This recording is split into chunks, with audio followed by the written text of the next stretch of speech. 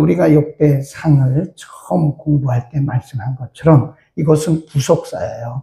그러니까 아담부터 시작했잖아요. 이 족보가 아담으로부터 시작해서 지금 수많은 사람들이 이 족보에 쭉 기록되고 있는데, 여기 보면 누구의 아들들이냐면 결국 말하면 야곱의 12아들을 통해서 계속 말씀하고 있는 거예요. 우리 잠깐 창세기로 한번 가봅니다.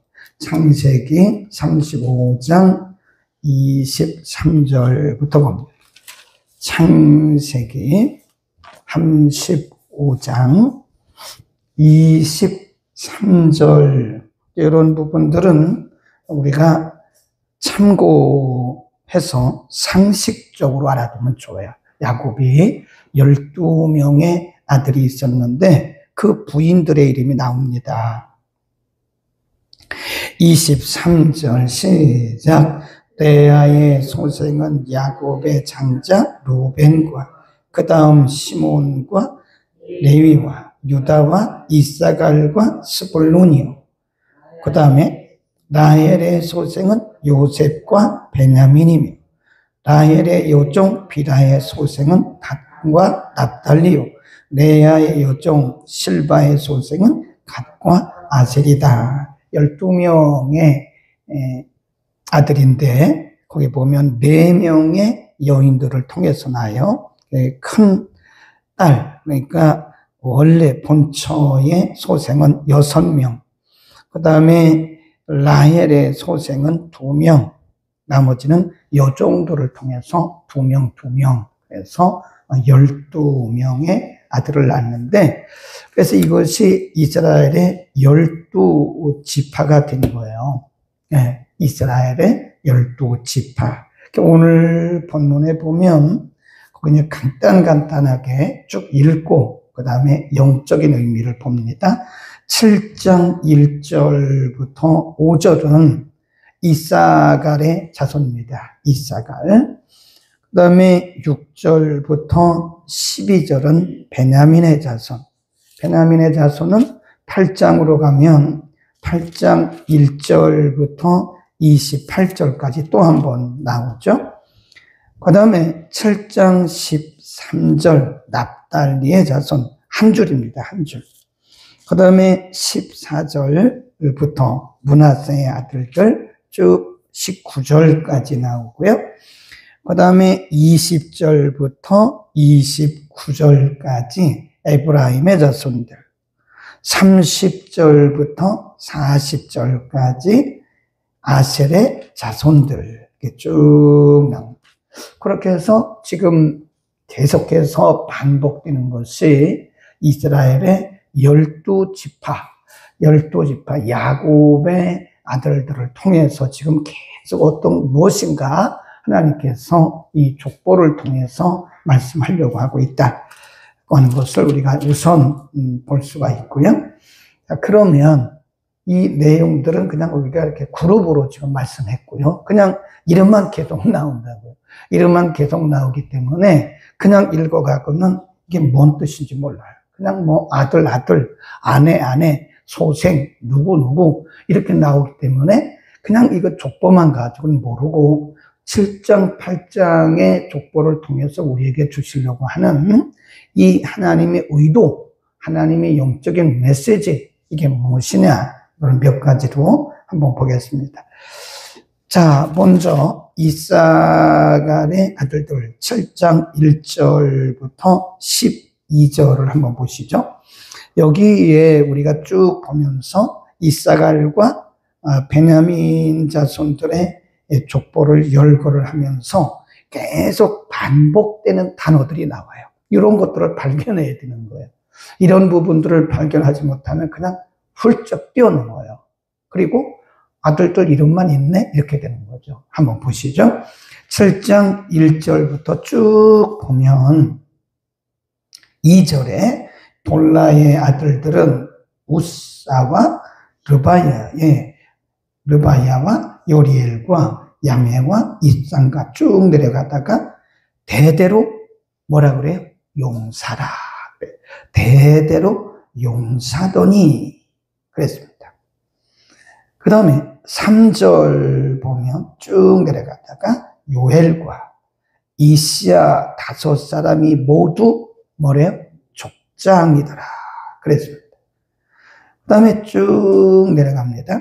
4절 저희와 함께한 자는 그 보게와 종족대로 능히 출전할 만한 뭐가? 군대가, 용사, 군대, 족장 이런 표현이 있어요. 5절 그 형제 이사갈의 모든 종족은 다 뭐래요? 큰 용사.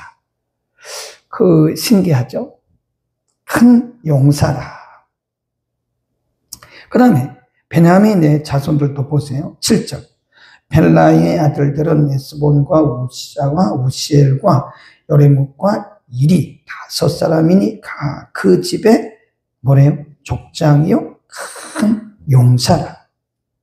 네, 계속 나오는 게 9절 저희는 다 그 집의 족장이요? 큰 용사라. 11절 이 요디아엘의 아들들은 그 집의 족장이요? 큰 용사라. 지금 큰 용사, 큰 용사, 큰 용사, 큰 용사, 군대, 군대, 군대, 족장 이런 표현들이 계속 7장 1절부터 12절까지 나옵니다. 이사갈 자손과 그리고 베냐민의 후손들은 싸움에 능한 사람들이에요.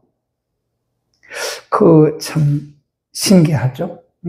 물론 이제 엄마는 다 다르죠. 같은 아버지 아래서 태어난 사람들인데 어떤 지파는 전혀 싸움을 못해요.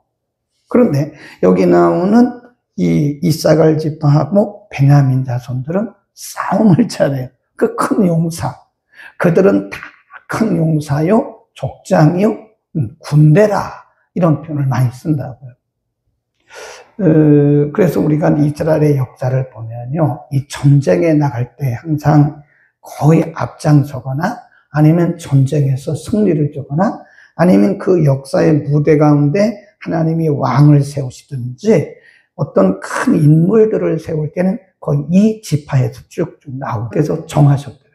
우리의 구원도 미리 계획하셨고 또 우리가 이 땅에 태어나서 죽을 때까지 우리가 이 땅에 태어나서 하나님 나라 갈 때까지 이 땅에서 살아가는 우리의 어떤 사명이 있어요. 사명. 그 사명 때문에 하나님께서 우리에게 넣으신 은사가 있습니다. 은사. 그 은사예요. 12지파 모든 지파가 다 전쟁을 잘하는 건 아닙니다. 근데 여기 나오는 이 사람들은 두 지파는 물론 다른 지파에도 용사가 있죠. 그런데 이 지파는 대부분이 다 전쟁을 잘하는 그런 큰 용사들이다. 그럼 왜 그럴까요? 그들을 위해서만 그런 게 아닙니다.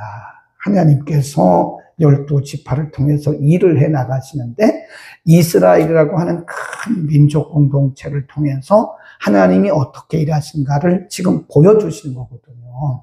그래서 이들을 통해서 그 나라를 지키고 그 민족을 지키고 또 하나님의 역사를 끌어가시는 거예요. 근데 그런 거를 보면 하나님께서 우리 각 사람에게 각각 다른 은사들을 주셨어요.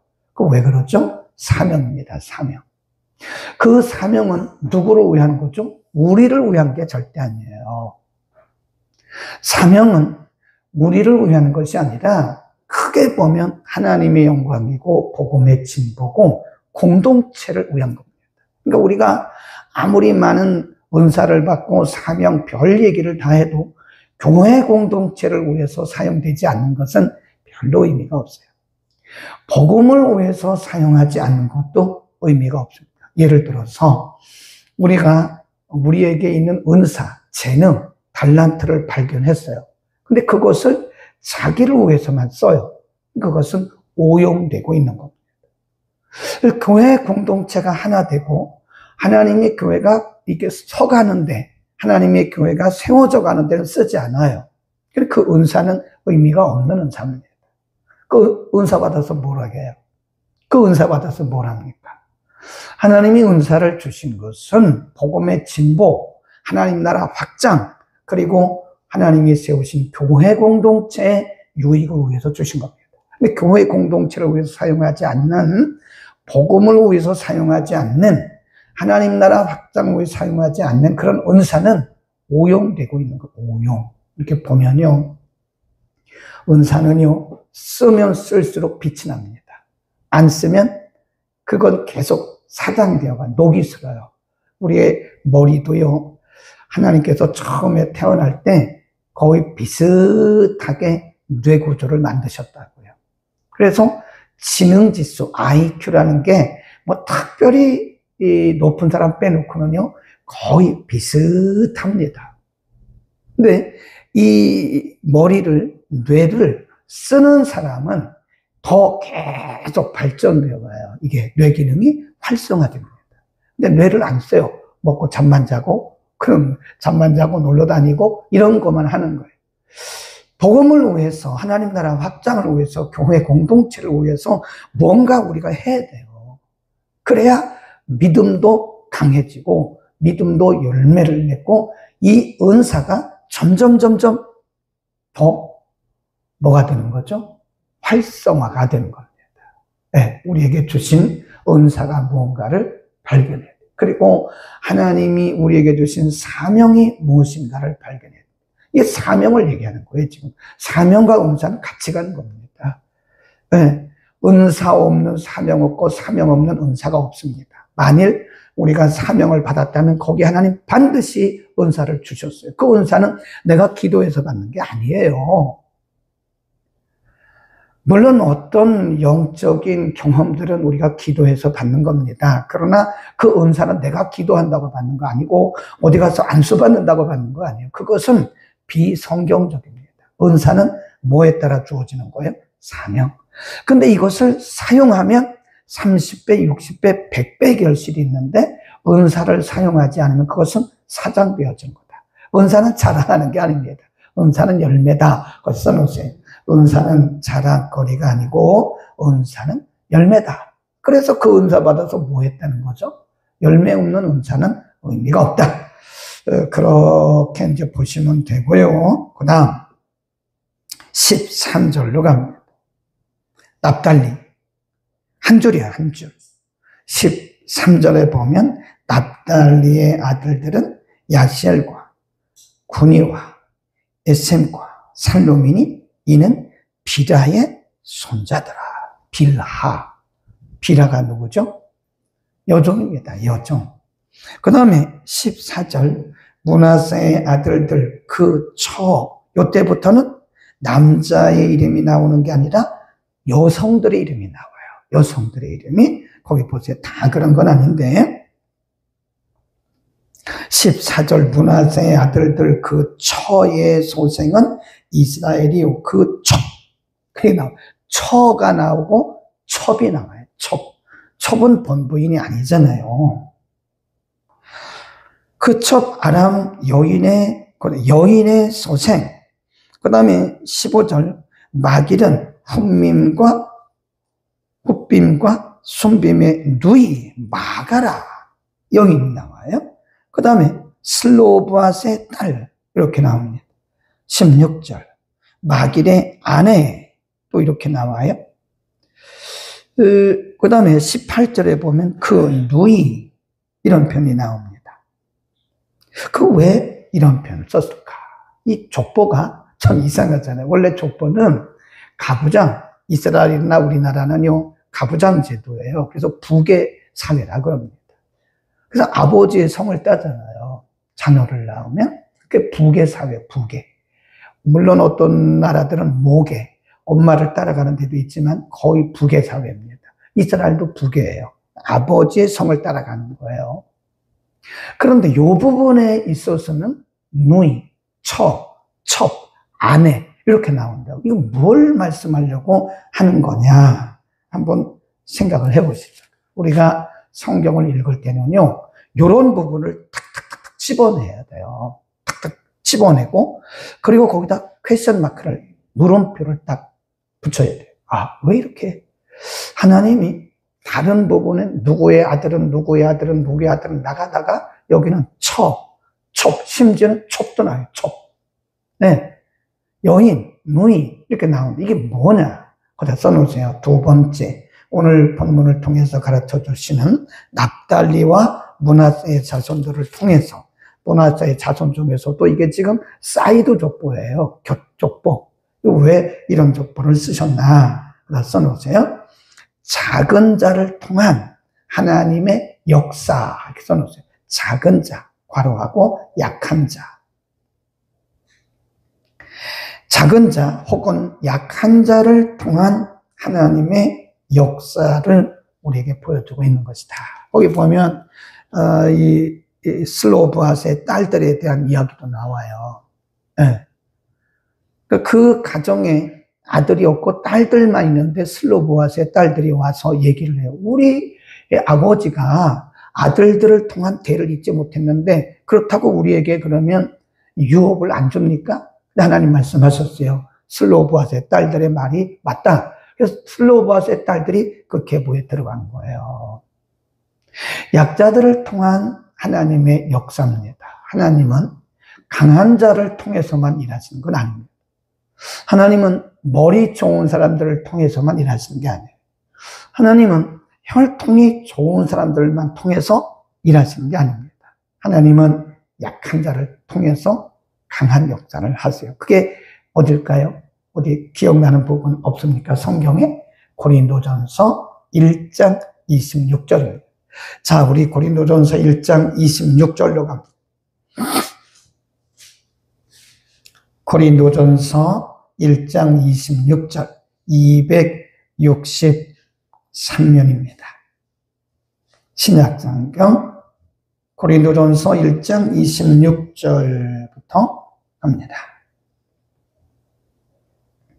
26 형제들아 너희를 부르심을 보라. 육체를 따라 지혜 있는 자가 많지 아니하며 능한 자가 많지 아니하며 문벌 좋은 자가 많지 아니하도다. 그러나 하나님께서 세상에 미련한 것들을 택하사 지혜 있는 자들을 부끄럽게 하려 하시고 세상에 약한 것들을 택하사 강한 것들을 부끄럽게 하려 하시며 하나님께서 세상에 천한 것들과 멸시받는 것들과 없는 것들을 택하사 있는 자들을 배하려 하신다. 하나님이 세상의 사람들을 통해서 일하시는데 하나님이 쓰시는 사람들을 보면 천한 자, 낮은 자, 없는 자, 가난한 자 이런 자들을 통해서 높은 자, 존귀한 자 이런 사람들을 폐하거나 부끄럽게 하신다는 거예요. 그러면서 마지막에 이렇게 말씀했어요. 31절에 보면 기록된 바 자랑하는 자는 주 안에서 자랑하라 함과 같게 하려 하심이라. 29절 이는 아무 육체라도 하나님 앞에서 자랑하지 못하게 하려 하십니다. 그래서 고린도 교회가 이 똑똑한 사람들이 고린도 교회가 꼭 강남 교회하고 비슷하다. 그 고린도 교회 안에는요 파당이 있어요. 아주 머리 좋은 사람, 말 잘하는 사람, 똑똑한 사람, 많이 배운 사람 있어요. 그러니까 어떤 사람들은 우리가 최고야. 그래서 예수파라고 이름을 지었어요. 어떤 사람들은 우리는 바울을 따르는 우리가 보수야, 정통이야. 그게 바울파라고 줬어요. 그 당시 아볼로라고 하는 웅변가가 있었는데 아주 굉장한 사람입니다. 우리는 이 아볼로파야. 어떤 사람은 예수님의 수제자인 우리는 베드로파야. 이러면서 이 고린도 교회가 파당을 얼마나 하냐면 전혀 반대 얘기를 하시는 거예요. 지금 고린도 교회 성도들은 서로 잘났다고, 서로 똑똑하다고, 서로 믿음 좋다고, 서로 은사 있다고, 서로 자기들이 정통이라고, 보수라고 막 이러잖아요. 근데 바울을 통해서 말씀하시기를 여러분의 부르심을 보십시오. 여러분 중에 문벌 좋은 자가 있습니까? 지금 영적으로 얘기하는 거예요. 실질적으로도 그렇긴 하지만 그들을 지금 빗대서 하신 말씀이에요. 여러분을 한번 보십시오. 하나님은 천한 자, 없는 자, 못 배운 자, 가난한 자, 낮은 자 이런 자들을 통해서 높은 자들을 폐하시고 또 약한 자들을 통해서 강한 자들을 부끄럽게 하시는 겁니다. 왜 그럴까요? 두 가지 이유가 있는데 29절에서 뭐라고 했어요? 아무도 자기 육신의 조건을 자랑하지 못하게 한 것이고 31절에 또 뭐라고 했어요? 누구든지 자랑하려면 주 안에서 그리스도 안에서 자랑하게 하려 함이라 그랬습니다. 그러니까 우리가 사실 믿음 안에서는요, 자기 혈통 자랑하는 거 굉장히 우스운 거예요. 여러분 어디 가서 혈통 자랑하고 학벌 자랑하고 그러면요, 사람 추해집니다. 우린 누구만 자랑해야 돼요? 예수. 원리는 똑같아요. 똑같습니다. 우리가 보면 하나님께서 쓰셨던, 하나님께서 사용하셨던 그 역사의 위대한 인물들을 보면요, 물론 가문 좋은 사람들도 있어요. 간혹 가다가. 대부분 보면 가문이 형편없는 사람들이에요. 대부분.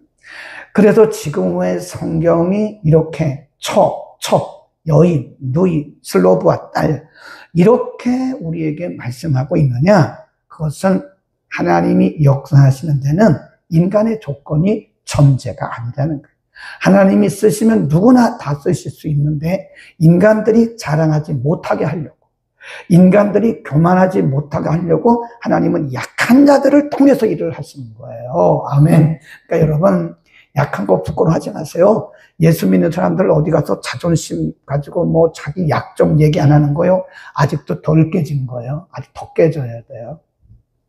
자기 부끄러운 얘기를 안 해요. 좋은 얘기만 해요. 좋은 얘기만. 네, 자기 약점을 드러내는 게 얼마나 그게 중요한지 아세요? 그러니까 누가 자기 약점 건드렸다면 큰일 납니다.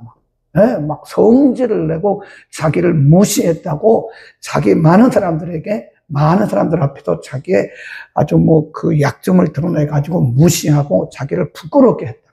부끄럽긴 다 부끄러운 거죠. 우리가 대단한 사람 어디 있습니까? 네? 부끄러워할 거 없고요. 자존심 상할 것도 없어요. 우리 다 약자들인데, 그러니까 우리가 하나님 앞에 쓰임받고 하나님의 자녀되고 살아가는 거 아닙니까? 아멘. 걱정하지 마세요. 우리의 약점을 하나님 쓰십니다. 강점을 쓰기도 하시지만, 우리의 강점을 하나님께서 극대화해서 쓰시기도 하지만, 약점을 강점화해서 쓰셔요. 거기 써놓으세요. 약점을 강점화해서 쓰시는, 하나님은 우리의 약점을 강점화, 극대화라고 그래요. 극대화. 우리의 약점을 극대화해서 쓰신다. 그러니까 여러분, 약점을 부끄러워하면 여러분 하나님의 역사를 못 봅니다. 잘하는 것만 하나님 쓰신 게 아니라니까요. 우리의 약점을 들어서 쓰신다. 아멘. 걸어가신 우리 아버지, 오늘 하나님께서 사람들을 쓰셨던 하나님의 방법 우리가 공부했습니다. 하나님의 역사를 통해서 하나님께서 우리에게 가르쳐 주신 영적인 메시지를 받았습니다. 우리의 약점이 결코 부끄러운 것이 아님을 하나님께서 가르쳐 주셨습니다. 어쩌면 우리는 지금까지 약점 때문에 기죽어 살고, 우리의 약함 때문에 늘 자존심 상했던, 어쩌면 상처받은 우리들이 우리의 자존심 때문인지 모릅니다. 그러나 오늘 계보를 통해서 또 고린도 교회에 보내셨던 말씀을 통해서 하나님은 도리어 천한 자, 약한 자, 낮은 자, 없는 자들을 통해서 있는 자들을 부끄럽게 하시고 패하신다고 말씀하셨습니다. 우리의 약점을 극대화하시고 우리의 약점을 강점화해서 쓰시는 하나님, 우리가 약할지라도 하나님은 그 약점들을 통해서 강하게 일하심으로, 혹은 우리에게 강점이 있을지라도 인간을, 육체를 자랑하지 않게 하옵소서. 우리의 자랑은 오직 예수 그리스도입니다. 예수 그리스도만 자랑하며 살아가는 우리 모두가 되게 하옵소서. 오늘도 우리의 약한 모습을 통해서 더욱 강하신 하나님의 능력과 역사를 드러내시는 하나님, 오늘도 우리가 겸손하게 주를 섬기고 그 많은 이들을 섬기게 하옵소서. 예수 그리스도의 이름으로 기도드립니다.